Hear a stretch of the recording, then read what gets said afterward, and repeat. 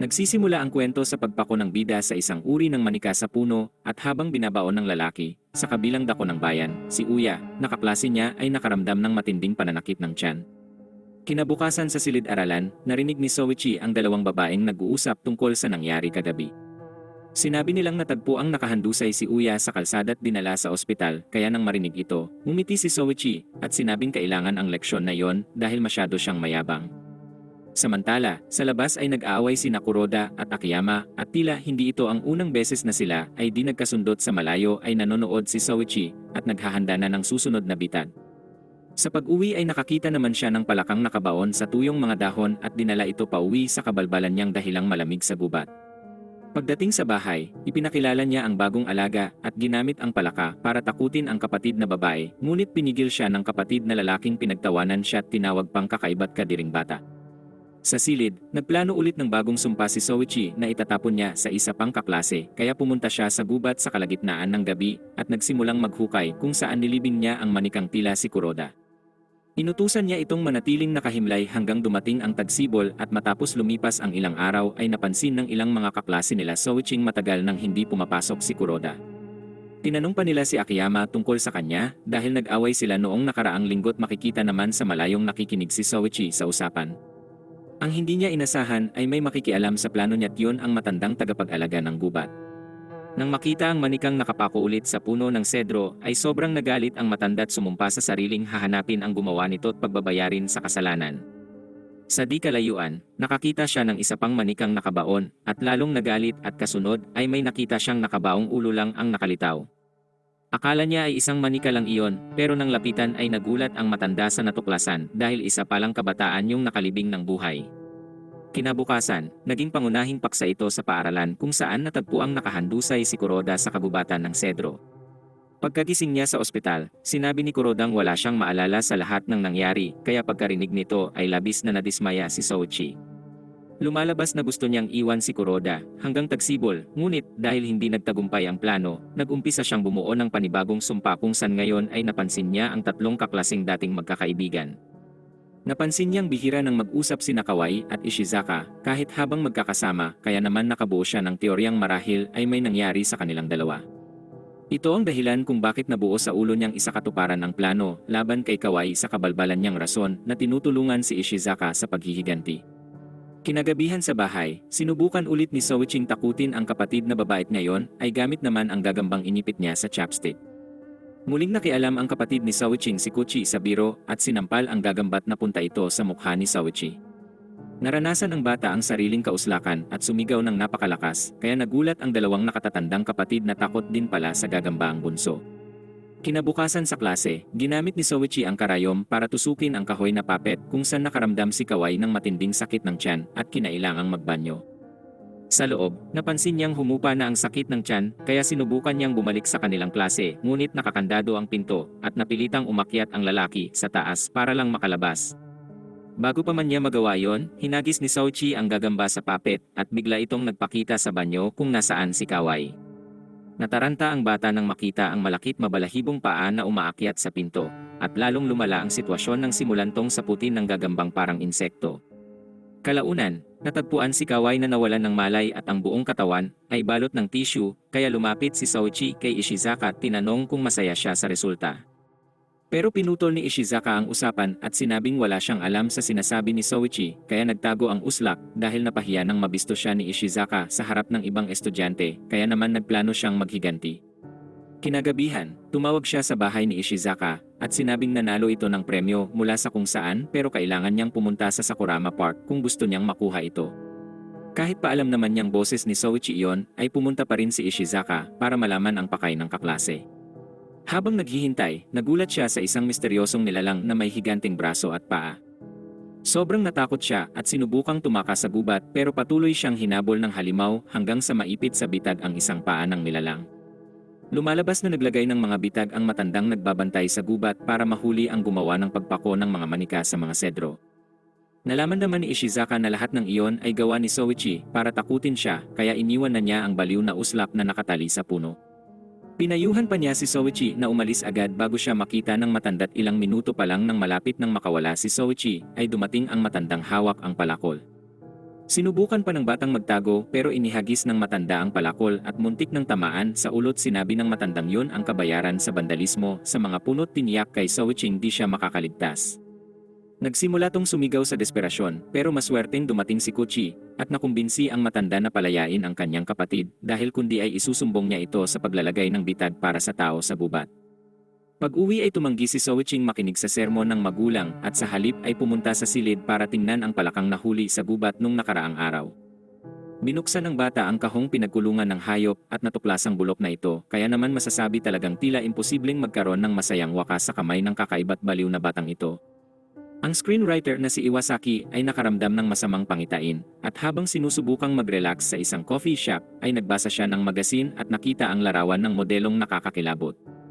Ang morbidong ekspresyon ng babae ay bumaon sa isip nito kaya nagsimula siyang magkaroon ng bangungot roon at di na siya makapagtrabaho sa kanyang mga script dahil ang imaheng iyon ay nakakagambala na. Ikinuwento niya ito sa kaibigang si Oda ngunit hindi ito naniniwalang posibleng may ganung malahalimaw na itsura ang sinumang tao. Sinabi nitong sira lang ang larawan kaya pinayo kay Iwasaking kalimutan na dahil kung wala ang script ay di matatapos ang proyekto. Makalipas ang ilang araw, halos nakalimutan na ni Iwasaki ang larawan at bumalik sa karaniwang gawain kung saan gumagawa sila ng indie film kasama ang kaibigan. Dahil di makahanap ng mga babaeng angkop bilang high schooler, nagpa siya silang maghanap gamit ang mga sulat. Hindi sila ganun kasikat kaya 3 sulat lang ang dumating at nang suriin ito, ayos naman ang lahat hanggang sa mabuksan ang 4 liham. Hindi makapaniwala si Iwasaking ang kakaibang modelo yon kaya nabiglat sinabi kay Odang iyon mismo ang halimaw na bumabagabag sa kanya pero mas lumala pa ang ideya ni Oda.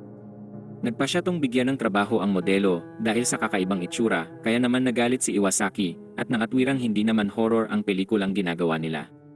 Kahit ganun, tinuloy nila ang plano't inuna nilang interviewin ang perpektong kandidatang si Temi Mori at nagustuhan nila ang dalaga ngunit dumating si Fuchi-san na modelo mula sa pinakamasasamang bangungot ni Iwasaki.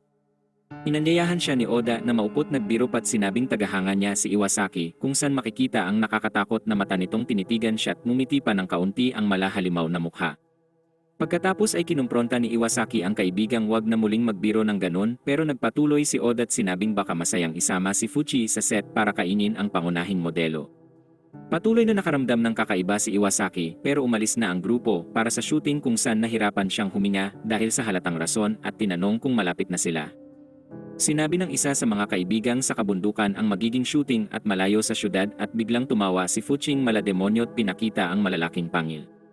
Pagdating sa lugar, namangha ang mga kaibigan sa pangil ni Fuchit sa nakakatakot na tono ay sinabi niyang gustong-gusto niya ang ganung mga lugar. Habang tinutulungan ni Oda si Temi sa eksena, nakatitig si Fuchi kay Iwasaki kaya sinabi niyang nahihilo siya at umalis para maghilamos sa ilog pero biglang lumitaw si Fuching sinundan siya. Nagsimulang tumakbo si Iwasaki, habang naririnig ang nakakatakot na tawa nito tila nakalayo na kaya bumalik siya sa grupo at sinabing gusto nang umalis. Hindi na siya mananatiling malapit sa halimaw na yon at iminungkahi niyang iwanan ito pero bago pa sila makapagdesisyon ay dumating si Fuchi at pinutol ang usapan. Nagpatuloy ang shooting at si Temi lang ang nasa eksena kaya naman hindi ito nagustuhan ni Fuchi at nagsimulang magtanong. Sinubukan nilang magpalusot at sinabing mas mabuti munang magpahinga kaya nagplano ang mga kaibigan kung paano mapapaalis ang kakaibang nilalang na iyon pero mapanganib na iwan ito dahil baka maghiganti pa siya. Sa gitna ng pag-aalinlangan ay tumakbo si Miyaking puno ng takot at sinabi sa grupong kinain ni Fuchi si Temi. Inisip ni Iwasaking maaari yun kaya nagmadali silang mag-imbestiga at natagpuan ang dugo sa buong paligid at biglang lumitaw si Fuchi sa likod na dinidilaan ang kanyang labi. Sinabi nitong siya na ngayon ang magiging bituin ng pelikulang iyon at nagsimulang habulin ang buong grupo. Nahuli si Miyakit brutal na kinain at nadulas si Iwasakit iniwan ng kanyang kaibigan kaya alam ng totoo ang masamang pangitain kung saan sinabi ni Fuching wala ng sagabal at dun natapos ang kwento.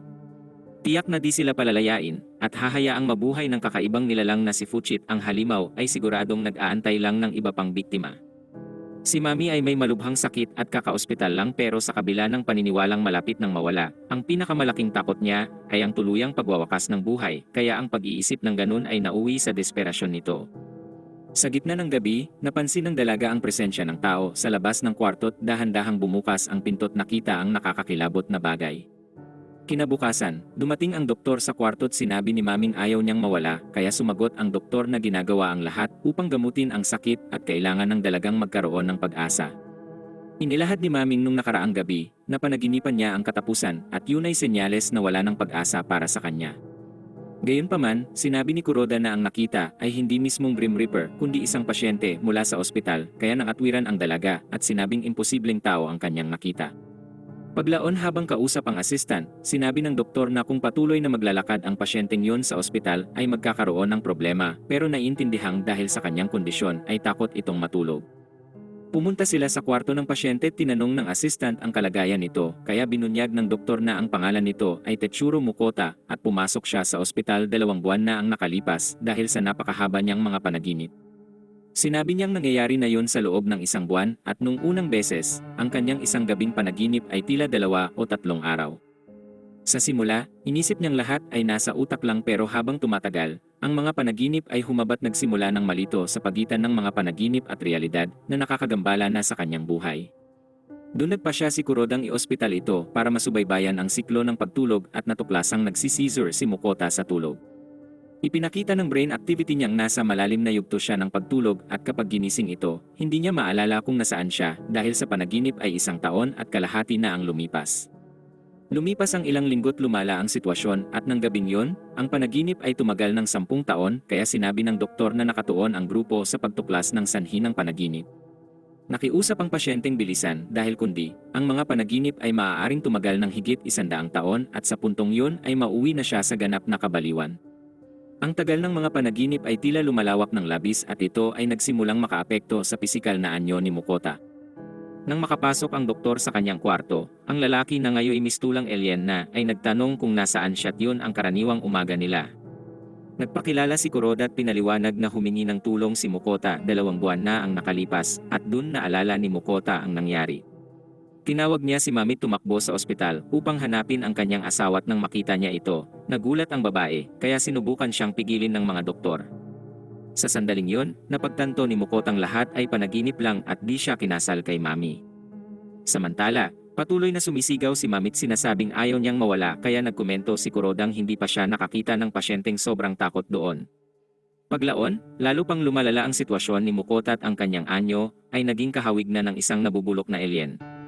Patuloy na inalagaan ni Kuroda ang pasyente hanggang 1 araw, tuluyan nang bumagsak ang katawan nito at habang nagsasaliksik ay nakakita ang doktor ng kakaibang mga kristal sa utak. May hinala siyang ang material ay konektado sa walang katapusang panaginip at matapos ang lahat ay naroon pa rin sa ospital si Mami. Pumunta si Kuroda sa kwarto upang bumisita at tinanong kung kumusta ito at sinabi ni Maming mas mabuti na at binulgar na tila humahaba ang kanyang mga panaginip kamakailan. Di nagtagal, napansin ng intern na ang sakit ni Mami ay gumagaling na pero nagbago rin ang kanyang anyong tila gaya ng nangyari sa nakaraang pasyente. Doon na pinahayag ni Kurodang ginamit ang mga kristal na natagpuan sa utak ni Mukota upang makatulong rito. Ang paliwanag rito ay dahil sobrang takot si Maming mawala, magiging magaan para sa kanya kung papasok sa walang hanggang panaginip. Dagdag pa rito, nagpasya siyang gawing unang eksperimento si Mami sa mga pag-aaral kung saan plano niyang bigyan ang mga tao ng walang hanggang panaginip dahil pag ganun ay wala nang matatakot sa sariling eksistensya.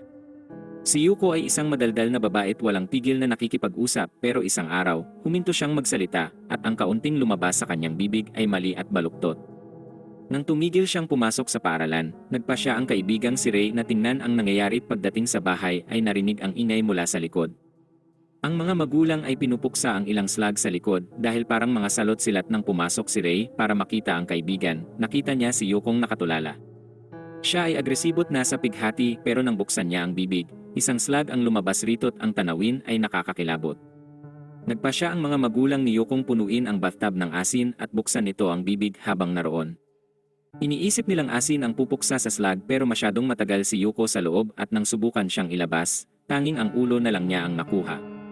Ang katawan niya ay sobrang liit at imposibleng makita at ang katapusan nito ay mas masahol pa dahil ang ulo ni Yuko ay naging pugad ng slag at ngayon, siya ay nakatira kasama ng mga slag sa kanilang hardin.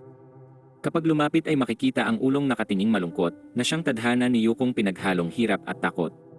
Ngayon ay dadako naman sa susunod na kwentong pinamagatang Cloud Teacher kung saan si Soichi ang bida at ito ang unang araw sa paaralan pagkatapos ng bakasyon. Dumating si Professor Yanagita sa silid upang magturo sa unang klase ng araw na yon pero tila may kakaiba sa kanya. Ang kanyang mukha ay iba kumpara nung bago ang bakasyon at puno ng mga pako ang kanyang bibig dahil nung bakasyon, naglaro si Soichi at Yanagita ng batuhan ng pako sa isa't isa. Sa malayo, may ilang estudyanteng nagmamasid at nagpasya silang imbestigahan dahil ang propesor na kilala nila ay di kailanman sasali sa ganung biro. Bukod dito, ang kanyang itsura ay mas kahawig ng isang laruan kaysa sa tao kaya tinanong ng kinatawa ng klaseng si Wakayama si Soichi kung ano ang ginawa niya sa guro. Sinubukan ng uslak na tumakas upang maiwasan ang tanong ngunit hinila siya ni Wakayama sa kanyang shorts at nahubaran doon. Nakawala si Soichi pero galit na galit siya sa kanyang kaklase at nag-isip ng paraan upang parusahan ito dahil sa kahihiyang dinulot sa kanya. Kinabukasan, napansin ni Wakayama na may buhok na tumutubo sa kanyang mukha at yun ay resulta ng sumpa na ipinatong ni Soichi. Sa paaralan, lahat ng estudyante ay pinagtawanan ang lalakit nakita yun ng kakaiba nilang guro at nagpa siyang ahitin ang balbas ni Wakayama kaya natural na sinubukan ng batang tumakas pero nahuli siya ni Yanagita. Nang mapagtantong wala ng matatakasan, hinawakan ng bata ang mga binti ng gurong na uwi sa pagbagsak nito at naputol ang kanyang daliri dahil sa talim. Sa oras na yon, nagalit ang lalakit muling tumuon kay Wakayama para hiwain sa mukha pero maswerteng lumitaw si Profesor Soga at iniligtas siya sa sitwasyong yon. Sinabi niya sa gurong nais itong makausap ng punong guro sa kanyang opisina at pagkatapos ay kinuha ni Wakayama ang daliri ni Yanagitang nahulog sa lapag at doon nakumpirma ang kanyang mga hinala. Hindi yun ang guro kundi isang impostor na gawa sa tela kaya siya at ang mga kaibigan ay nagtungo kay Profesor Soga upang makabuo ng plano para mahanap ang tunay na Profesor Yanagita. Ngunit nabigo ang lalaki dahil sa pagkakataong yun ay isa tong laruang ginagaya naman si Profesor Soga at ang halimaw ay humabol sa kanila't nahuli si Kutra. Habang sinusubukang tapusin gamit ang lubid sa leeg, napansin ni Wakayama ang bonfire at sinamantala ito upang mabarbecue ang diabolikal na laruan. Umubra ang plano't tumakas ang babae sa takot at pagkatapos, pumunta ang mga bata sa bahay ni Soichi dahil siya lang ang makakalikha ng lahat ng yon. Sa basement, natagpuan nila ang puppet na kahawig ni Wakayama at napagtanto ng batang gumawa si Soichi ng mga puppet ng kanyang guro tila napalitan niya ang mga ito. Alam na ng bata na siya na ang susunod dahil gumawa si Soichi ng isang kahawig niya kaya sinubukan ni Kutrang sirain ang puppet. Pero mas pinili ni Wakayamang hayaan si Soiching ituloy ang plano upang malaman ang nangyari sa mga tunay na guro. Gumagawa si Soichi ng mga huling paghahanda para sa puppet ni Wakayama pero dumating ang kapatid at tinanong ang tungkol sa kakaibang puppet. Tumakas ang bata gaya ng lagi para di na magpaliwanag at sinundan siya ng laro at lumitaw naman ang puppet ni Profesor Yanagita at tinawag siya upang maglaro ng mga pako. Tinanggihan ito ni Soichi at sinabing may mas magandang naghihintay sa kanya at sa bakuran ng paaralan ay unti-unting humihina si Wakayama.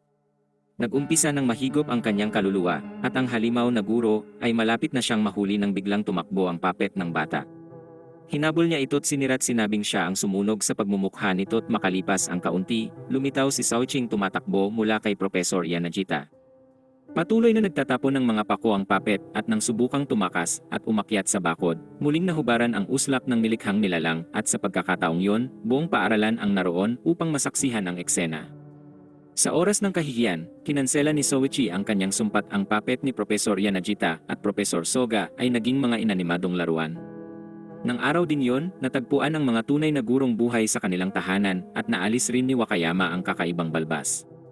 Samantala, si Soichi ay patuloy namang nahihiya sa nangyari sa harapan ng kanyang mga kaklase. Ang susunod na kwento ay pinamagatang Neighbor Window kung saan si Hiroshi ay lumipat kamakailan sa bagong tahanan at pinilit siya ng inang batiin ang kapitbahay. Napansin niyang ang bahay sa tabi ay nakakatakot at may isang bintana lang bago pumunta ang ina niya sa isa sa mga kapitbahay upang magdala ng souvenir. Tinanong niya ang babae kung kilala ang pamilyang nakatira sa nakakatakot na bahay sa katabi nila at sinabi ng babaeng hindi pa niya sila nakikita. Ngunit siguradong may tao na nakatira doon dahil sa gabi ay may mga anino ring makikita sa bintana. Sa hapunan, nag-uusap ang mga magulang tungkol sa misteryosong kapitbahay na di pa nakita at si Hiro ay di komportable at sinabing pupunta sa silid upang tapusin ang paglilinis. Kung masama na ang kutob nun ay mas lalo na nang makita ang bintana ng nakakatakot na bahay sa harap mismo ng kanya, kaya labis tong nag-alala, ngunit nagpa siya na ring matulog. Sa gitna ng gabi, may nakakatakot na boses na tumawag sa kanya at nagtanong kung siya ay natutulog.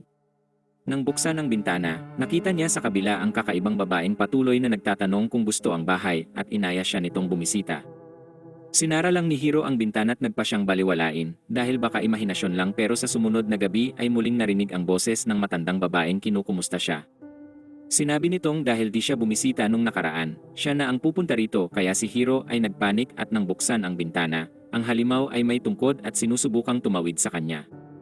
Binuwal ni Hiro ang tungkod at sumigaw para sa kanyang mga magulang pero nang dumating ang mga ito sa silid ay wala namang problema.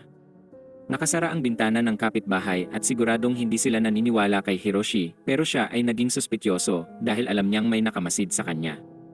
Sa ikatlong gabi, muling narinig ang mas nakakatakot na boses at sinabing nais makita ang mukha ni Hiro. Nagsimulang iunat ng halimaw ang kamay upang maabot ang bintana ni Hiro at sinabing dapat lang tong buksan para makapasok kaya si Hiro ay umatras at naghihintay na sa pinakamasama. Nang magbukang liwayway, makikita naman ang kakaibang bagay at ang bintana ng demonyo ay halos umabot na sa bintana ni Hiro. Sa kasamaang palad, walang nakakaalam ng nangyari kung yun na ang huling gabi ni Hiro. Nung kabataan, si Ikeda Riko ay laging binabangungot tungkol sa pagkawala ng ama tuwing nangyayari, ang babae ay umiiyak hanggang magising. Ang pinakamalaking takot niya ay ang pagkawala nito balang araw at paglipas ng ilang taon, kinasal siya kay Tokura Makoto at lumipat sa pamilya ng asawa. Gayunpaman, hindi siya tinanggap ng mga magulang pati ng lolo't lola ni Makoto kung saan ang tanging tao sa bahay na tinuturing siyang bahagi ng pamilya ay si Tomoka, na kanya namang hipag. Matapos ang hapunan, habang naglalakad sa pasilyo ay nakita ng babae ang dalawang matanda sa isang silid. Inihayag ni Makotong sila ang mga lolo't lola at hindi na sila gaanong naglalakad sa bahay dahil sa kanilang katandaan. Binati sila ni Riko ngunit nanatili silang tahimik at napansin ng babaeng ang kanilang mukha ay napakaputla na marahil ay epekto ng pagtanda. Nang gabing yon, binangungot siya tungkol sa amang nasa ospital kung saan ito ay nasa huling sandali at humiling kay Rikong maging masaya kasama ang asawa. Nagsimula ang babaeng umiyak at sumigaw hanggang sa gisingin siya ni Makoto't lumalabas na hindi nawala ang mga bangungot na yon mula pagkabata. Kinabukasan, pinagmasdan ni Riko ang bagong pamilyang magkakasama't lahat ay masaya pero di niya maintindihan kung ba't di siya tanggap. Habang naglalakad ay napansin ng babae kung gaano kalaki ang lugar, nakakaiba dahil kaunti lang naman ang nakatira doon, ngunit bigla niyang nakita ang isang nakakatakot na multo sa isa sa mga silid. Nang sabihin niya kay Makoto ang tungkol dito ay inihayag ng lalaking yun marahil ay ang kanyang lola na 125 taong gulang na. Natakot si Riko at nagtanong kung paano nabuhay ang babae ng ganun katagal kaya sinabi ng kanyang asawang ang lolo niya at ina ay namuhay rin sa bahay na yon. Sila ay sobrang putla't halos nawawala ngunit kung tititigan ay makikita pa rin at dun pinaliwanag ni Makotong hindi yon tunay na mga katawan kundi mga imahe lang.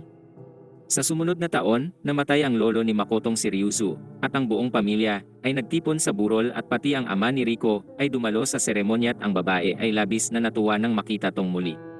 Pagkatapos ay nagpaalam na sila at ang mag-asawa ay bumalik sa sala kung saan nagtipon ang lahat ng membro ng pamilya ngunit biglang may nangyaring kakaiba. Ang dapat sanang pamamaalam ay naging isang kaganapan ng resureksyon o kung anuman bago hilingin ng ama ni Makoto sa lahat na magsama-sama at magkaisa upang isipin ang presensya ni Ryuzu. Wala na ang matanda ngunit ayon sa kalooban ng kanyang pamilya ay muli siyang lilitaw sa kanilang harapan na para bang siya ay buhay at nangyari ngayon. Makalipas ang ilang segundo, muling nagpakita si Ryuzung parang himalat lahat sa pamilya ay lumapit at bumati. Nang makita ang nangyari, napatigil si Riko dahil di niya kailanman naisip na maaari palang buhayin ang mga wala na ngunit hindi nagtagal. Pagbalik sa nakakatakot na bahay ay inihayag ni Makotong hindi nabuhay ang kanyang lolo. Ang nilalang na yun ay di multo kundi imaheng nilikha ng matinding pagnanais ng pamilya Tokura na makita muli ang mga mahal sa buhay at yun ang tinatawag nilang afterimage na hindi tunay na pisikal na presensya. Isa pa ay nakakausap nila ito ng normal at kahit sa pakikihalubilong yon, ang mga entidad na ito ay di kailanman magsasabi ng mga bagay na di sasabihin ng taong namatay. Tulad rin ito ng mga pamilyar sa pinta ng mga wizard sa Harry Potter pero ang afterimage ay unti-unting nagiging maputla't nawawala hanggang sa paglipas ng halos 20 taon ay tuluyan na tong maglalaho. Ngunit pag nangyari yon, ang buong pamilya ay tanggap na ito't madali nang nakakapamaalam. Halos 20 taon na ang lumipas mula nang maging afterimage ang lola ni Makoto kaya naman halos tuluyan na rin siyang nawala. Sa puntong ito, wala nang ibang tao sa pamilya ang may pakialam dahil may 20 taon sila upang tanggapin ang nangyarit magpaalam. Nang marinig ang kwento, nagtanong si Riko sa asawa kung posibleng lumikha ng afterimage ng ama pag ito'y nawala. Habang kumakain, sinubukan ng lalaking kumbinsihin ang magulang na tulungan siyang gumawa ng afterimage ng biyenan kapag malapit na itong pumanaw. Ngunit tumanggi sila't sinabing walang kabuluhan para sa pamilya Tokurang buhayin ang tao na hindi naman bahagi ng kanilang pamilya. Si Rico ay nasa kabilang bahagi ng pintong nakikinig at humingi ng tawad dahil sa pagiging makasarili. Paglaon sa silid, umiyak ang babae at nagpunta si Tomoka upang humingi ng tawad sa ugali ng kanyang mga magulang. Pinasalamatan siya ni Rico at habang nakatingin, napansin niyang nagiging transparent ang mukha nito kaya bago matulog, tinanong niya si Makoto kung ang kapatid ay isa ring afterimage at kinumpirma niya yon. Sinabi niyang namatay ang babae 10 taon na ang nakalipas dahil sa isang sakit kaya nagsimula na tong mawala. Ilang buwan nang lumipas, lahat ng mga matandang miyembro ay tuluyan nang nawala kaya nakilahok na si Rico sa lahat ng mga seremonya nila. Nang araw na yon, nakalimutan ng lalaking dalhin ang pagkain sa trabaho kaya humabol si Rico sa kanya, ngunit paglabas ng bahay ay nakita niyang niyayakap ng asawa ang ibang babae at siya ay nagalit. Pag-uwi ni Makoto, ibinunyag ng babae na nakita niya tong kasama si Mori na katrabaho niya. Umamin ng lalaki sa relasyon at sinabing balak niyang pakasalan si Mori balang araw kaya sinabi ni Ricong di makikipag-divorce pero tiniyak ni Makotong di yun kailangan. Tinanong ng babae kung paano niya mapapakasalan si Mori nang walang divorce at sa sandaling iyon, natanggap ni Rico ang pinakamasamang revelasyong nakuha. Sinabi ng asawa na 10 taon na ang nakalipas, nang sila ay malapit ng ikasal ay nagka-aksidente ang babae at pumanaw kaya nakiusap si Makoto sa amang gumawa ng afterimage nito. Nung una ay di makapaniwala si Rico sa kwentong ito kaya sinabi ng lalaking may libingan siya sa tahanan ng pamilya Ikeda. Dahil nalaman na isa siyang afterimage ay nabawasan ang bigat na pasan ni Rico kaya kinabukasan ay tahimik siyang umalis sa bahay ng pamilya Tokura at nagpunta sa kanilang tahanan. 10 taon na lang ang natitira hanggang sa tuluyan siyang maglahot ang tanong na nananatili sa kanya ay kung sino ang mauuna sa kanila ng ama. Kahit ano pa man ang sagot, ang pinakamahalaga para sa kanya ay nakabalik na siya sa kanilang tahanan sa wakas. Si Saiko ay nananaginip tungkol sa kasintahang si Kishimoto na may regalong singsing pero alam niyang nananaginip lang at tinanong kung ba't gamit ang teknik ni Aristotle para ibigay ito. Ngunit ang pinakamahalaga sa panaginip ay di ang maganda at romantikong eksena kundi ang pagdating ni Jack the Ripper kung saan ito ay naging bangungot. Sinugod ng asasin si Kishimoto at nagising si Saikong takot kung saan ang kahon ng singsing ay walang laman at ang pinakamasama, natagpuan si Kishimotong tinapos. Walang kabuluhan ang mga ito at may mas madilim na mga sitwasyong naghihintay kay Saiko dahil sa mga nakakabahalang pangyayari sa sunod na mga araw.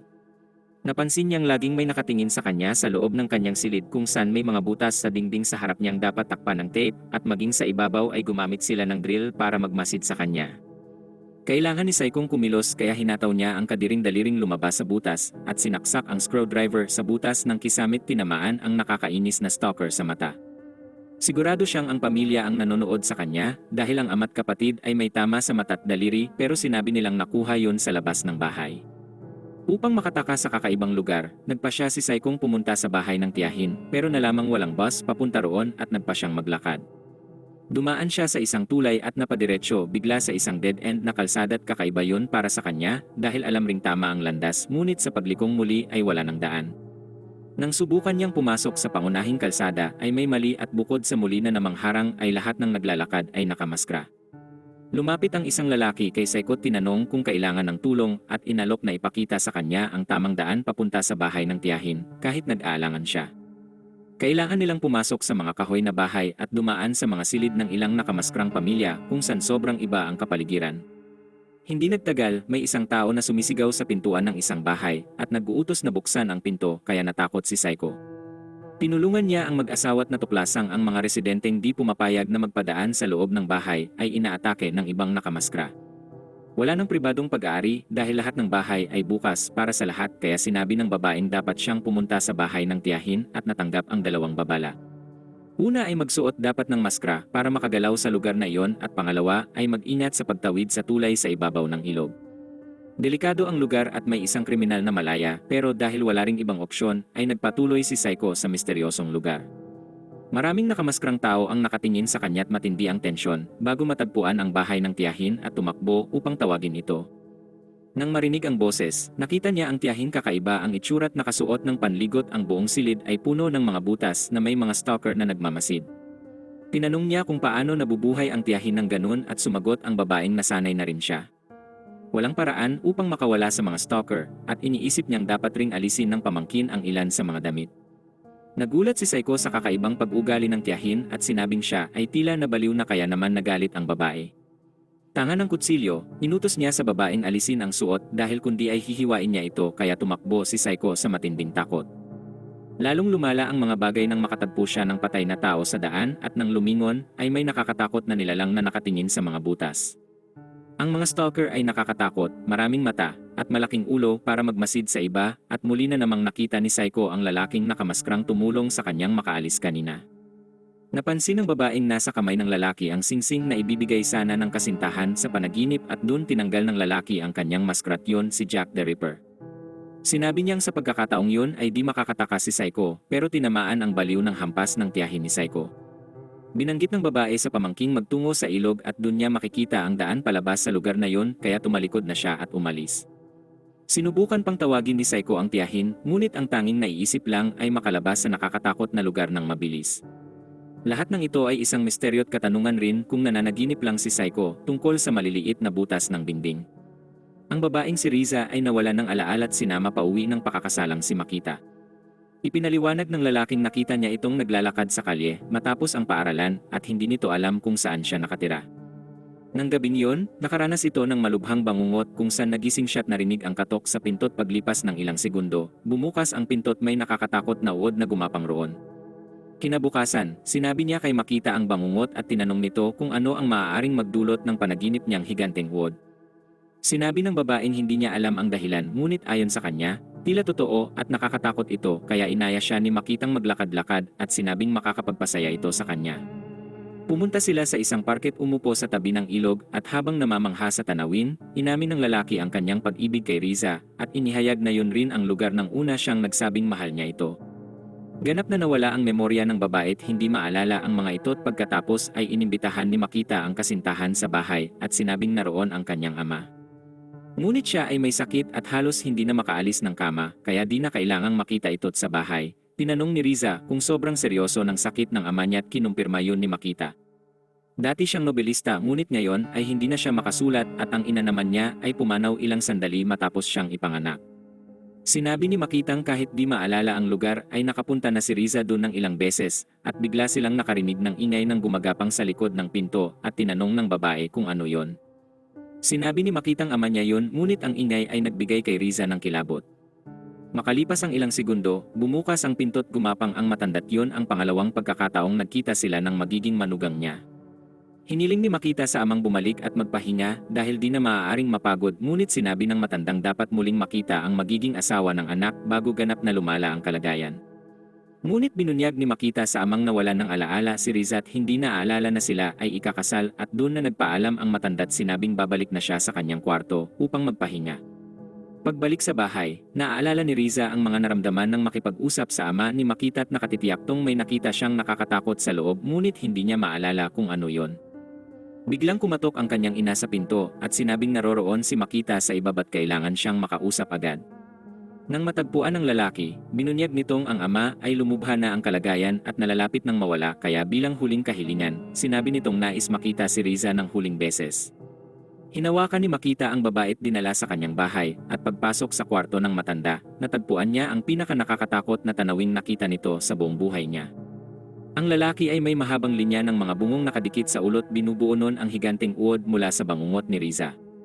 Pinaliwanag ni Makitang yun ang pinagsama-samang bungo ng mga ninunot pag pumanaw ang ama, ito ay makakasama na nila para mapanatiling konektado ang pamilya habang buhay.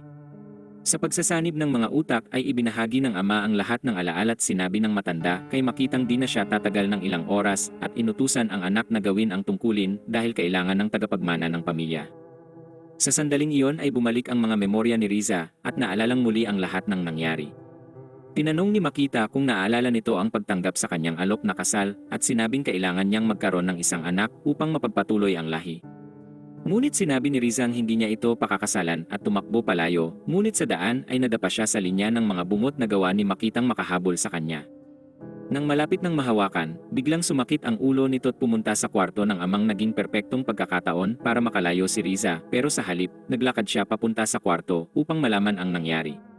Pagdating dun ay nakita niya ang katawan ng matandang bukas ang bungo at si Makita ay nasa tabi nito ngayon ay bahagi na ng kadiring estruktura ng bungo. Sumigaw ang babae at sinubukang tumakas kaya hinabol siya ni Makita ngunit labis ang takot ni Riza kaya huminto ang katawan niya at nawalan muli ng alaala.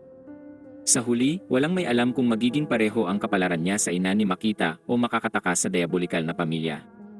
Dumating ang Great Papyrus Circus sa maliit na bayan sa kanayunan ng Japan, kung saan tinanggap ng master ng seremonya ang mga bisita at inanunsyo ang unang pagtatanghal na ginawa ng tatlong payaso.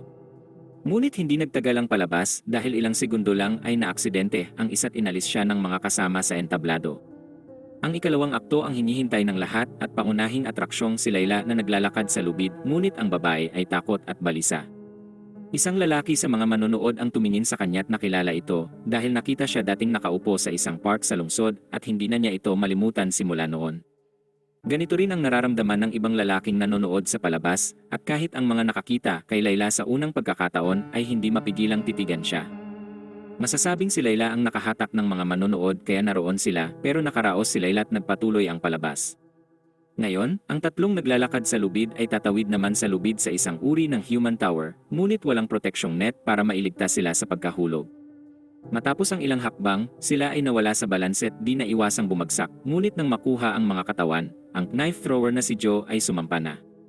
Ang target ay lalaking may blonding wig at nakapambabait si Joe ay nagtapon ng mga kutsilyo at tumama sa target kaya siya rin ang pinakamagaling sa buong circus.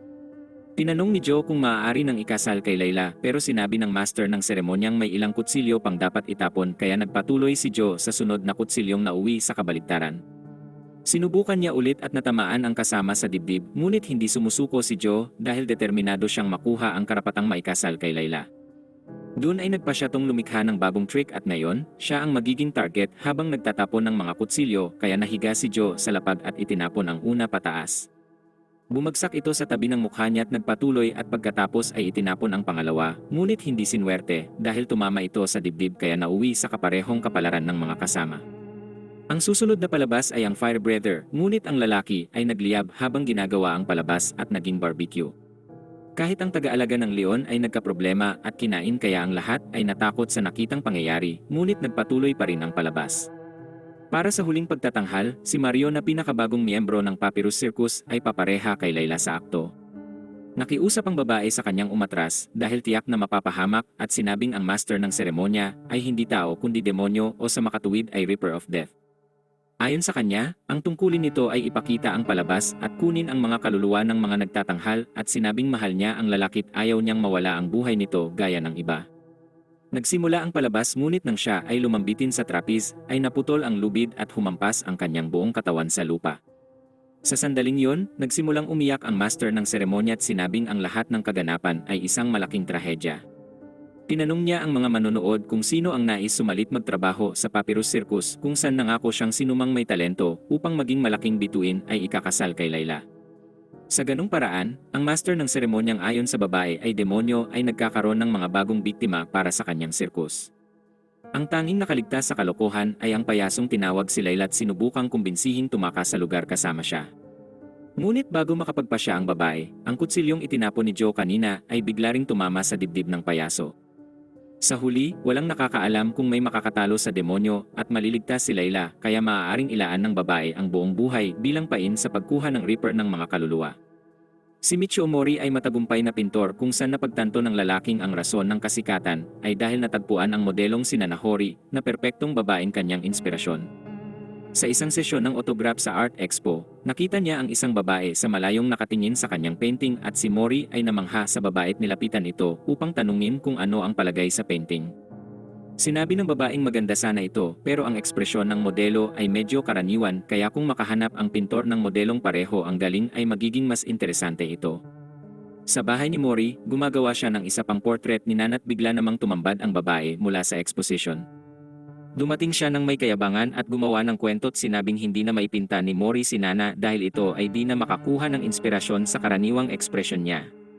Nagalit si Nana kay Mori at umalis ngunit nang subukan ng lalaking questionin ang babae, nagulat siya sa alok nitong nais na maging bagong modelo. Tinanggap ni Mori ang alok at sinimulang ipinta ang misteryosang babae na nagpakilala bilang Tommy. Sa proseso, binigyang diin niyang ang kagandahan ay natatangit walang pintor ang nakapagpahayag ng kanyang perpeksyon sa painting kaya umaasa siyang si Mori ang tamang tao para dito. Natapos ng lalaki ang painting at ipinakita ang gawa kay Tommy, ngunit nagsimula tong tumawa ng kakaiba at sinabing di man lang nalarawan ang katiting ng ganda niya. Tiyak na nagkamali siya rito at nagpaalam si Tommy at sinabing di siya interesado sa mga walang talentong tao.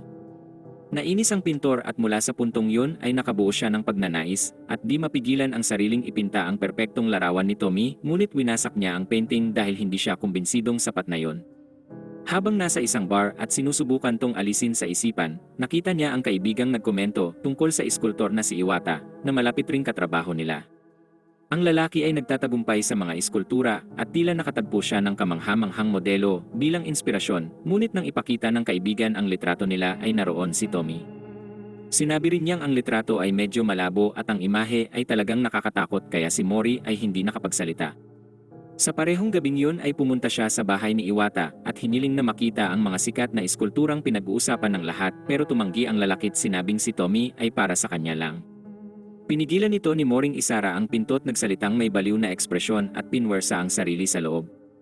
Di ito makapaniwalang may nakapagrepresenta ng ganda ni Tommy dun ay tinapos si Iwata sa paghampas sa ulo nito gamit ang bahagi mula sa iskultura. Sa silid ay naroon ang napakaraming iskultura ni Toming lahat ay sirat naroon din ang babaeng umiiyak at sinabing desperado siya dahil binuo ni Iwata ang perpektong obra pero nagdesisyong sirain ito. Sinabi ni Moring tutup din ang hiling at ipipinta ang larawan para gawing immortal ang ganda nito. Pagbalik sa studio, nagpanik si Mori habang pinipinta at pinupuri ang kagandahan ni Tommy pero ang babae ay sumagot lang na nakakapagtakang lahat ng nahulog sa kanya ay tinangkang tapusin siya.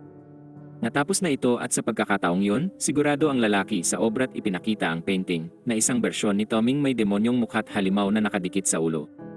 Nagalit ang modelo't inisip kung bakit siya nilarawan bilang isang halimaw at itinapon ang painting. Muli siyang nagsimula sa kakaibang tawa pero hindi tinanggap ni Mori ang kahihiyan at inatake si Tommy bago hiwain ang modelo sa ilang piraso, ngunit may madilim itong lihim. Lahat ng naputol na bahagi ay muling tumubot di namatay si Tommy kaya ang ganda niya ay dadami pat magiging eternal. Mayroong mag-asawang nasiraan ng kotse sa gitna ng gubat at nagpasya ang lalaking si Anzai na maghanap ng tulong. Naglakad sila ng kaunti at nakakita ng maliit na kubong may mga batang nagtipon na medyo nakakatakot at tinanong ni Anzai kung may telepono sila para makahingi ng tulong pero nanahimik ang mga bata't nagalit. Nagpasya ang babaeng si Kana na mas mabuting umalis ngunit di nagtagal, binalaan niya ang asawang sinusundan sila ng mga bata. Hindi yun pinansin ng lalaki kaya tumakbo ang mga bata patungo sa kanila at tinamaan si Kana sa leeg at nang makita nila ang dugo sa kanyang leeg ay nagwala sila't lumundag sa ibabaw ng babae. Nagtagumpay ang mag-asawang iligaw ang mga bata, ngunit natroma si Kana dahil saglit na sinipsip ng mga ito ang dugo niya. Sa unahan ay may maliit na nayon at napansin nilang parang abandonadong bayan yun at naghinalang ang mga pulang mansa sa buong paligid ay maaaring mga dugo. Kakaiba ang lugar pero kumatok si Anzai sa isa sa mga kubo kung saan isang maputlang lalaki ang lumabas kaya ipinaliwanag ng mag-asawa ang nangyarit humiling kung pwedeng makitawag. Sinabi ng maputlang lalaking wala siyang telepono, ngunit makakatulong siya kay Kanang nakita niyang sugatan, kaya inaya niya silang pumasok. Habang ginagawa ang pagbenda kay Kana, sinabi niyang di taga roon ang mga batang nakita't lumilitaw sila paminsan-minsan. Siya ang nag-isang nasa nayon pero dahil kahina-hinala, masusing pinagmasdan ng mag-asawa ang lalaki habang nagsasalita't umiinom sa tasa ng pulang likido. Sinabi niyang naaalala si Kana sa mahalagang tao sa kanya't yun ang minamahal, na paulit-ulit na sinabing nais ng kanyang dugong lisanin siya. Isang araw, hiniwa niya ang sarili't sinipsip ng lalaki ang dugo nito't nang lumipas ang panahon, may punong tumubo mula sa sugat na yon. Patuloy na naubos ang dugo ng babae hanggang sa matuyo ito, at sa kalagitnaan ng madilim na kwento ay napagtanto naman ni Anzai na gabi na kaya sinabi ng lalaking mas mabuti kung magpalipas na lang sila ng gabi sa lugar. Biglang nagising si Anzai na natatakot at nahihilo pero wala si Kana kaya bumaba siya't nakita ang dugo sa lapag. Isang silid ang gumulat sa kanya dahil may mga ugat na tumitibok ng mga blood bubble at lumabas ang maputlang lalaki't hinanap ni Anzai si Kana't sumagot ito kung nananaginip ba dahil natutulog si Kana. Hindi maganda ang pakiramdam ni Anzai at narinig ang nakakatakot na tinig na pinapatakas siya't yun ang katawan ng lalaking nasa bingit. Sinabi nitong ginamit ng kakaibang lalaki ang satanikong kapangyarihan at ginawang halaman ang mga taga nayon para sa mga prutas na dugo upang makakain. Pinaalis siya nito dahil kundi ay magagaya rito tumakbo ang lalaki pabalik sa silid at nakita si Kanang nakaupo sa kama kaya sinabi niyang dapat silang umalis agad ngunit pinigil siya ng may-ari ng bahay. Sinabi ng lalaking maaaring subukan ngunit kalaunan ay babalik sila dahil may tumutubo ng halamang dugo mula sa sugat ni Kana. Binaliwala ni Anzai ang nakakatakot na may-ari't umalis ang mag-asawa, ngunit sobrang pagod na si Kanat sa daan ay lumalaki, lalo ang kadiring puno sa kanyang leeg at napansin ni Anzai na nahawahan na rin ang kanyang kamay. Naalala niya ang sinabi ng residenteng may isang paraan lang para di tuluyang matuyot yun ay kainin ang sariling dugo. Gayunpaman, magiging isa tong vampirang di nakukontento sa dugo ng tao pero nang tumingin sa tabi, si Kana ay kinakain na ang sariling blood bubble at dun na ito natapos. Ang babaeng si Yui ay ginugugol ang bahagi ng kanyang araw sa pagtanaw sa ganda ng Mount Fuji dahil pag-uwi niya ay sobrang sama ng sitwasyon. Ang bahagi ng kanilang bahay ay isang yakuniku restaurang ginawa ng kanyang ama kung saan ang buong bahay ay may makapal na balot ng mantika at ang hangin ay sobrang bigat at mahirap huminga. Ang mga muebles, dinding, at damit ay lahat na babalot ng mantika at ang ama ay naglalabas din ng nakakasulasok na amoy at ang kapatid na bukod sa madalas na pagmamalupit rito ay may masamang hilig. Madalas siyang pumunta sa kusina para uminom ng mantikang parabang tubig yon at pinagbantaan pa siya kung sasabihin ito sa kanilang ama. Hindi na nakayanan iwi ang buhay kaya nakabuo ng kakayahang kalkulahin sa utak ang level ng bawat kwarto dahil sa tindi ng mantika sa paligid at paulit-ulit niyang sinasabi ito sa sarili bilang alerto sa kaligtasan. Nang umabot na sa pagbibinata ang kapatid na siguro, maraming tumubong tigyawat sa mukha niya at lagi siyang pinagtatawanan sa paaralan kaya lagi niya ring binubunton ang galit kay Yui. Sinisiniguro ang ama sa pamumuhay sa ganung mantika at lalo pang lumala ang bisyo nito sa pagkukulong niya sa isang kwarto para uminom ng litro ng mantika araw-araw. Pinapasok niya si Yui para dalhin ang mas marami pat na galit dahil wala ng perang pambili kaya piniga ni Guro ang sariling mukha at pinusitsitan si Yui ng nakakasuklam na likido. Sumigaw siyang kadiriyon at nawala sa kontrol si Guro kaya hinawakan niya ang kapatid at mas piniga ang mukha at nagpatak ng nakakasukang mga likido mula sa kanyang daan-daang tigyawat na tinatawag niyang bulkan. Nakakabahala ang sitwasyon dahil ang mga bagay na nahuhulog sa mukha ng kapatid ay talagang kadirit biglang dumating ang ama't hinampas siguro sa ulo gamit ang bakal na palat tinapos na ito. Paglaon, may dalawang nag-uusap kung saan ang isa sa kanila ay nagsabing gusto niyang pumunta sa Yakuniku Daruma dahil masarap ang karne doon. Kahit na ang lugar ay kadirit madumi, ang karne ay nakakamangha kaya pumunta ang dalawa at humingi sa ama ni Yui ng masarap na karne at sinabi ng lalaking kakaubos lang noon kahapon.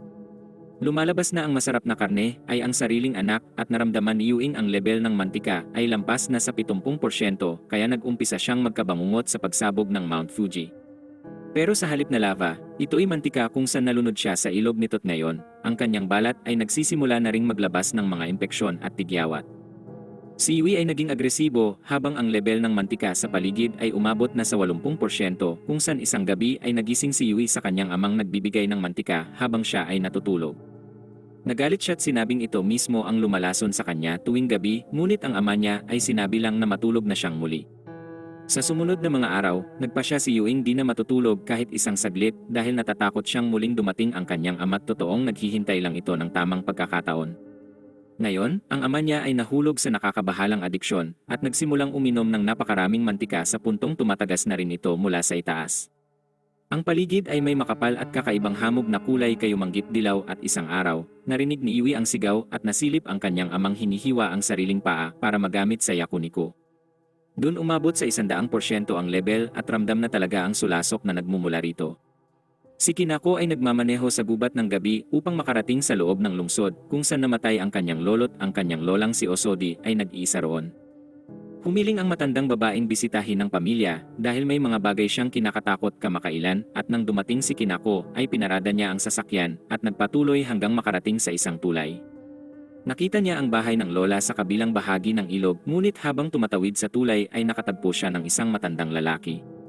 Lumapit ang babae at tinanong kung kilala ang lola at kinumpirma nito yon kaya nagpasalamat si Kinako sa pagbisita. Inisip ni Kinakong kaibigan ng kanyang lola ang matanda't humiling ritong samahan siya ngunit nang itaas ng lalaki ang kanyang ulo ay napagtanto ni Kinakong siya ay multo. Tumakbo ang babae patungo sa bahay ng lola at kumatok sa pinto hanggang sasagutin siya ni Osodi kaya mabilis siyang pumasok at nilak ang pinto. Tinanong niya ang kanyang lola kung ano ang nasa labas ng bahay at sinabi ni Osoding iyon ang kanyang tiyuhin na si Kinaro na namatay nang siya ay bata pa.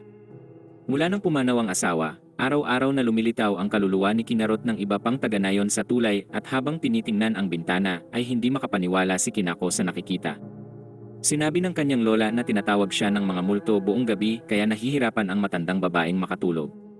Hiniling ni Osodi sa apong umupo sa tabi para makwento ang nangyari sa pagkabata't sinabing siya ay ipinanganak at lumaki sa bahay na yon kaya dito niya ginugol ang buong buhay.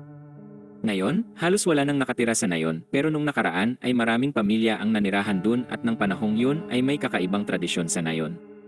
Tuwing may pumapanaw ay nagtutungo ang ibang residente sa pampang ng ilog upang makapagpaalam pero sa libing ni Kinaro ay may nangyari ditong kakaiba. Ang kanyang katawan ay nakahiga sa stretcher na sumusunod sa agos ng ilog at nang umabot sa tulay, tumama ito sa isang batot na hulog ang lalaki sa tubig at nang bumaba ang katawan ay di ito sumunod sa agos. Naniniwala ang mga tao na kung susunod ang katawan sa agos ng ilog ay lulutang sila patungong langit pero dahil si Kinaro ay lumubog, ang kaluluwa niya ay mananatili sa lugar na yon habang buhay.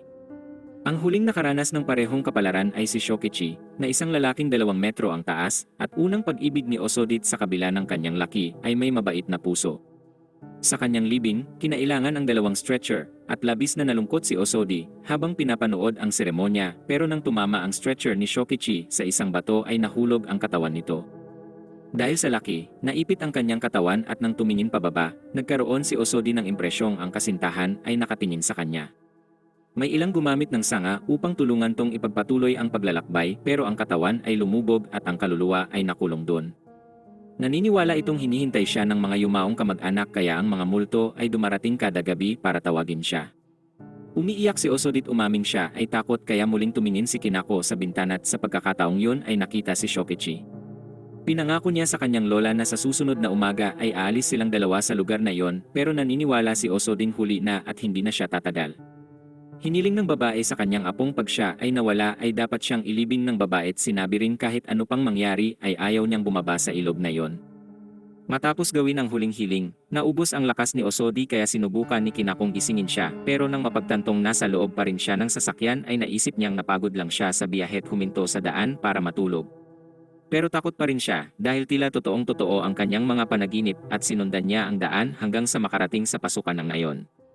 Matapos iparada ang sasakyan, naglakad si Kinako sa gubat at nang medyo lumayo, nakita niya ang tulay kung saan siya nakaramdam ng kilabot dahil nangyayari ang lahat ng eksakto gaya sa panaginip. Pagdating sa tulay, nakasalubong ng babae ang isang matandang lalaki pero sa pagkakataong yun, nilampasan ito ni Kinakot diretsong pumunta sa bahay ng lola. Ngunit nagulat siya dahil hindi yon isang multo, kundi matandang residente ng nayon na pinagbigay alam sa babaeng kakapanaw lang ni Osodi. Tumanggi si Kinakong maniwala rito, kaya pumunta siya sa bahay ng lola at hinanap siya sa lahat ng dako. Nang hindi niya ito matagpuan, lumabas siya at nakita ang 12-dosenang multo na nagtipon sa pagdating ni Osodi. Habang lumulutang pababa sa ilog, bumangga ang stretcher sa tulay at lumubog ang katawan, kaya sinubukan niyang pigilan pero huli na. Araw ng pagdiriwang yon para sa mga kaluluwa dahil makakasal na si Osodit Shokichi at nang tumingin siya pabalik sa tulay, napansin ni Kinakong wala na ang lahat ng mga multo. Sumama ang mga kaluluwa kay Osodit sumabay sa agos ng ilog pero sa kasamaang palad, hindi nagawang tupdin ng babae ang huling kahilingan ng kanyang lola. Si Sukano ay isang bagong estudyante sa high school at kahit medyo kakaiba, inaya siya ni Shibayama at Hosatani na sumali sa bagong grupong binubuo nila na Supernatural Club.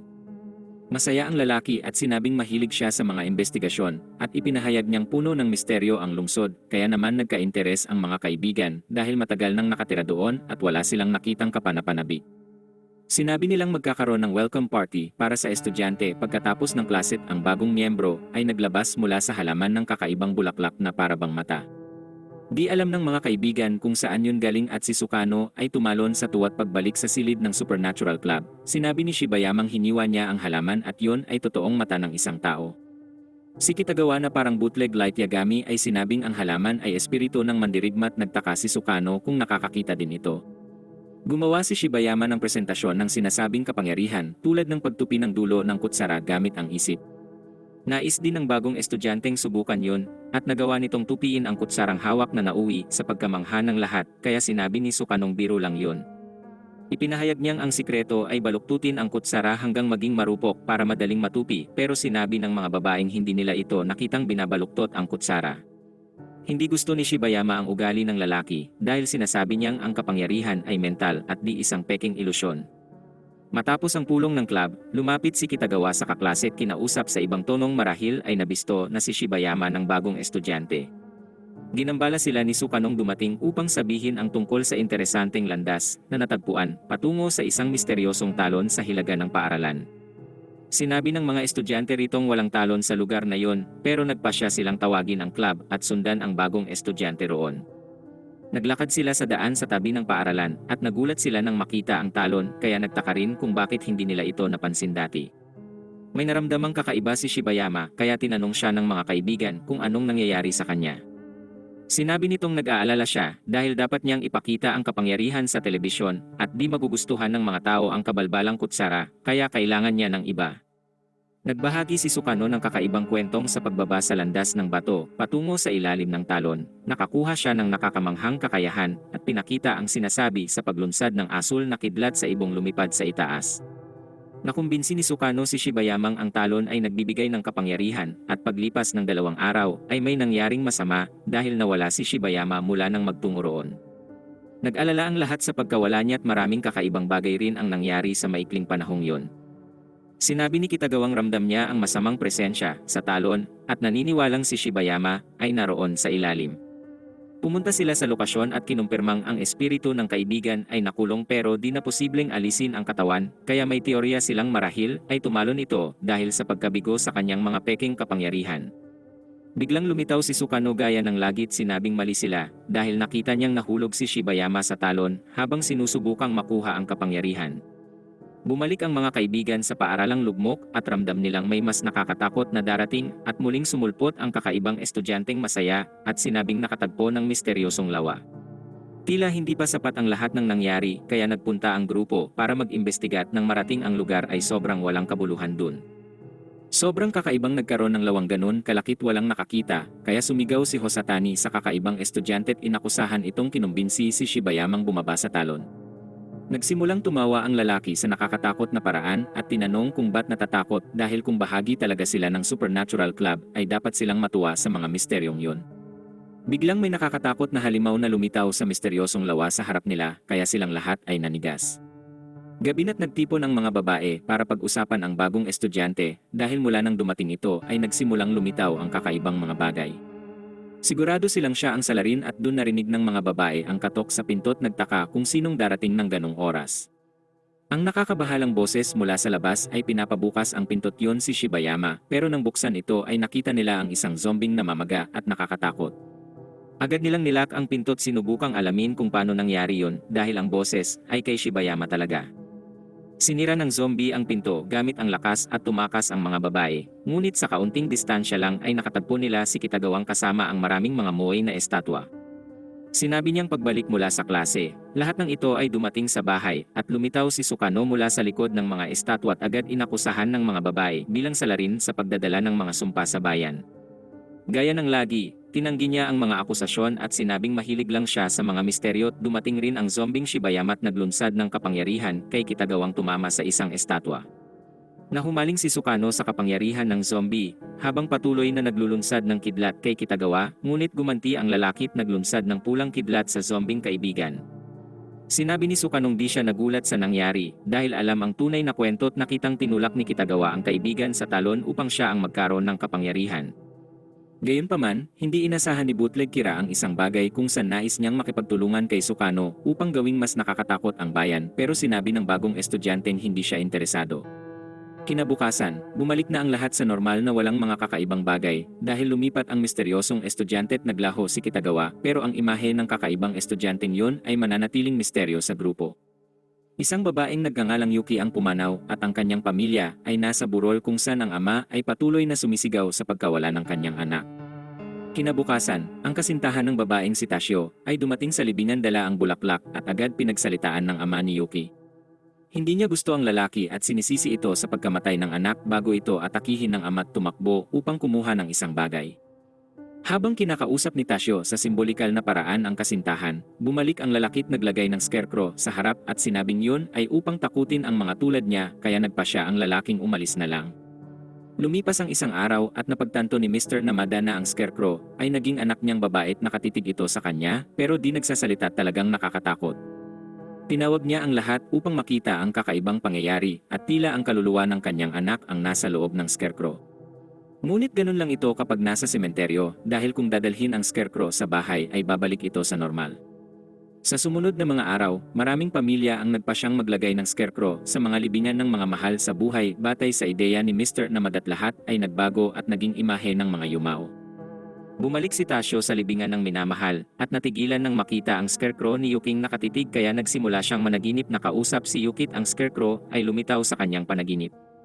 Nagising si Tasyong takot at napagtantong nakatulog sa sementeryo kung saan halos magkasakit sa puso nang makita si Yuking nakatitig rito.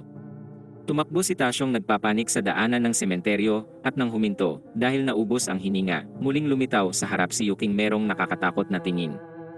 Nang madaling araw, isang mag-asawa sa rehiyon ang nakita ang scarecrow ng anak na may galit na ekspresyong nakatitig sa ama. Nang subukan ng lalaking atakihin ang kakaibang bagay, siya'y pumanaw sa patalim na nakasaksak sa dibdib at tila nakuha ng scarecrow ang paghihigantit, ganon din si Tasyo. Wala na ito at si Yuki ay makikita sa ibabaw dahil parang ang mga taong sinisisi sa pagkamatay ng mga mahal sa buhay ay paparusahan ng mga scarecrow. Tinawag ni Oji ang kaibigang si Sugyo para ipakita ang sisidlan ng nektar na nakuha sa malayong kagubatan sa Japan. Natagpuan niya ang mahiwagang inumin sa isang tribo at parang kinuha nila ito sa isang halamang kanilang pinapahalagahan. Sinabi ni Ojin maari itong tawaging nektar ng mga Diyos dahil napakasarap nito kaya tinikman ito ni Sugyot. Ang lasa ay lampas sa pangunawa ng tao, talagang nakakamangha, pero may isang detalye. Sinabi ni Ojing nagbabala ang tribo na huwag magpahuli sa Diyos ng nektar habang umiinom dahil ang kahihinatnan ay maaaring seryoso pero hindi niya naintindihan ang ibig sabihin nito. Nagsabi si Sugyo sa ilang kaibigang pumunta sa bahay ni Oji para makita ang nektar at dahil wala si Oji, nagpasya si Kamitang dumaan sa bintana. Sinundan ng lahat ang kanilang kaibigan pero humiling si Sugyong kaunti lang ang inumin nila para hindi mairita si Oji. Natikman ito ng lahat at natuwa sa sobrang sarap na inumin pero may mali dahil may naamoy silang parang nabubulok sa bahay. Pumunta sila sa susunod na kwarto at nakita ang maraming dugo sa dingding na parang may sumabog kaya talagang kakaiba ito. Sinabi ni Kamitang dapat silang umalis agad pero napansin ni Sugyong ang mapa patungo sa nayon ng nektar ay nasa ilalim ng mesa at nagsimula na ang totoong problema. Naging adik ang mga kaibigan dahil pinuno nila ng nektar ang ilang bote at ininom ang bawat patak at biglang sumabog si Yasumen kaya lahat ay nagulat sa kung ano ang posibleng nangyari. Habang nagtatalo sila sa bahay tungkol sa kung ano ang naganap, nilagyan ni Ruruko ng kaunting nektar ang kanyang bibig at brutal ring sumabog. Iminungkahi ni Sugyong ang nektar mismo ang sanhi nun pero hindi ito makatuwiran dahil nainom na ito ng lahat. Naalala niyang nagbabala ang kaibigan tungkol sa batas ng tribong huwag magpahuli sa Diyos habang umiinom at lumipas ang mga araw at lalong lumala ang sitwasyon. Wala sa kanila ang makakain ng normal dahil ang lahat ay di masarap at dahil nasira ang panlasa, ang nektar ng mga Diyos na lang ang naisip nila. Dumating si Kamit at sinabing sinubukan niyang alamin ang lihim para di mahuli habang umiinom at tinangka niya ito sa ilang kaibigan at inalok yun sa kanila pero lahat sila ay pumanaw. Di na kayang tiisin iyo ang gutom at dapat nang uminom kaya nilagay niya ito sa kanyang bibig at walang nangyari. Ininom din ito ni Sasuji sa desperasyon at nawasak ang katawan kung saan si Yu ay nakita na ang nilalang na rason sa pagkawasak ng kaibigan. Sa kabaliwan ay sinubukan niyang tumakas sa ilog at kumuha ng higit pang banal na nektar, ngunit nahuli ito ng halimaw. Bumagsak si Kamita sa panonood sa lahat ng yun at napansing nahulog ni Sugyo ang mapa matapos masira, kaya nagpa siya tong sundan ang mga gabay at natagpuan ang isang punong may kakaibang dalamay. Ang adiksyon nito ay umabot sa puntong sinaksak niya ang kutsilyo sa puno para kumuha ng nektar, kaya inatake siya ng mga galamay at sumabog tulad ng mga kaibigang talagang isang misteryo. Ang puno ay lumilitaw kahit saan at kung mahuli ng galamay habang umiinom ng nektar ay tiyak ang katapusan pero dahil sa lasa ay siguradong may biktima. Si Soichi ay isang kakaibang batang gumagamit ng mga pako bilang mga ngipin at gustong tapusin ang buhay ng lahat sa paligid dahil isang sadistiko't masamang may madilim na kakayahang mahikal. May kaklase siyang si Otsuka na naospital sa matinding sakit at ang gustong babae namang si Midori ay nais lang ang sikat na estudyante. Ipinakalat ng estudyante ang ilang chismis na may sikat siyang pamilya at niligtas ang bata mula sa pagkabangga sa sasakyan, kaya naging bayani ito sa mga estudyante. Pero ang pinakamasama roon ay ang romantikong relasyon umano nila ni Midori. Nabigla ang babae at inamin na nakita niya si Soiching bumubulong sa ilang babae upang magpakalat ng mga maling chismis para mahulog ang lahat sa kanyang mga kasinungalingan. Nabisto ang totoong pagkatao ni Soichi tinukso ng buong klase kaya tiyak namang maghihiganti siya. Makalipas ang ilang araw, may nakakakilabot na larawang nakadikit sa pisarang imahe ng modelong si Fuchi mula sa magasin kaya nagulat ang buong silid sa larawang iyon ng halimaw. Nagsimula silang mag-usap tungkol sa balitang 4 na estudyante ang umalis at natagpuan ang babae sa madilim na eskinita. Nakatayo siya roong walang sinasabi hanggang sa tinanong nito kung sa tingin ba nila ay maganda siya. Nang masanay ang mata ng mga bata sa dilim, nakita nila ang kanyang nakakatakot na mukha kaya tumakbo silang natatakot ngunit sinundan sila ng mabilis at sumisigaw na kakainin sila. May mga estudyanteng di naniniwalang totoo yon, ngunit di lihim na si Fuchi ay tumutugis ng mga tao na di sang-ayon sa kanyang itsura pero di pa ito dun natapos. Si Midori ay sobrang nagselos sa estudyanteng si Madoka dahil gusto rin ng babae si Otsuka at ang bagong impormasyon ay naligo si Madoka sa isang misteryosong swamp na maaari lalong magpaganda. Kinumbinsi siya ng kaibigang dapat gumawa ng paraang makuha ang puso ni Otsuka kaya nagpa siya si Midoring pumunta sa swamp na umaasang makakamit ang nais. Malinaw kung saan papunta ang mga kakaibang chismis kaya pumasok siya sa kadiring lugar pero bigla tong nakarinig ng isang tumatawang tao. Si Soichi ay nagpakilala at sinabing lahat ng chismis ay ginawa niya kasama na ang tungkol sa halimaw na modelo.